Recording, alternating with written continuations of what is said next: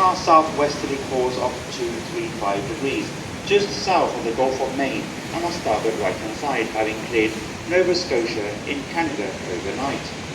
And since departing Southampton, we have now covered 2,790 nautical miles at an average speed of 20 knots, and we still have 280 nautical miles to go to New York. Our present position is latitude 40 degrees and 59 minutes north, and longitude 67 degrees and 50 minutes west. And geographically, that puts Mary to just over 100 nautical miles southeast of the Cape Cod Peninsula off our starboard or right-hand bow, and around 160 nautical miles southeast of Boston. For most of the afternoon, we will be continuing on this southwesterly heading, and at around 3 p.m.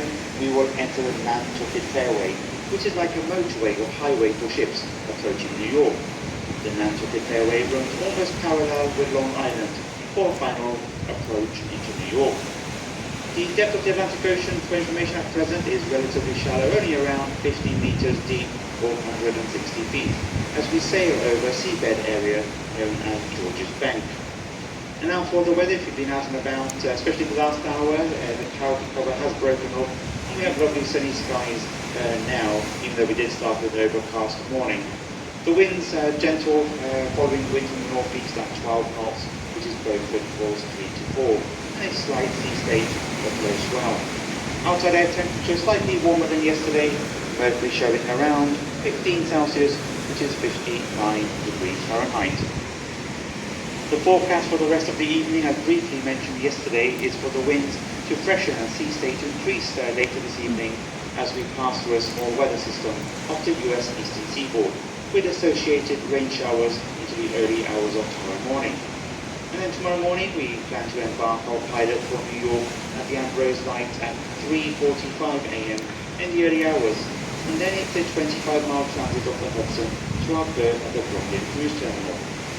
Our port sailing to New York is one of the most spectacular sail-ins into any port, and if you do want to enjoy the sights, the approximate times of us passing under the Verrazano Narrows Bridge is at 5 a.m. and approaching the Statue of Liberty on our port left-hand side at approximately 5:30. So that's passing under the Verrazano Narrows Bridge at approximately 5 o'clock tomorrow morning, and the Statue of Liberty half an hour later at 5:30.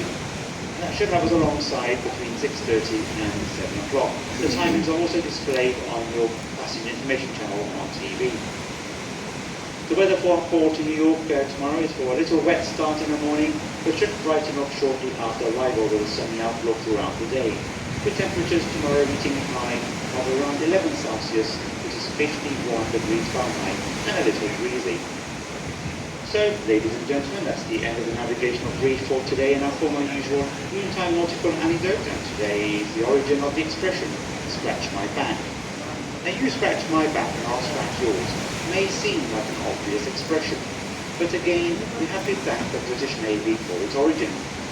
Now, in the days when flogging with a cat o' nine tails was common, shipmates generally administered the punishment to each other. The marks left after each stroke of the cat were known affectionately as scratches, a misnomer if there was one. Now, when one sailor was due a flogging, he would often say to the person appointed, "If you scratch my back, I'll scratch yours." Now, this could mean one of two things. If the person was heavy-handed, he could expect the same treatment if and when his turn for flogging came. Or if the person was kind and light-handed, that favour would be returned at a later date. And that's how we got scratch my back. There you go. On that note,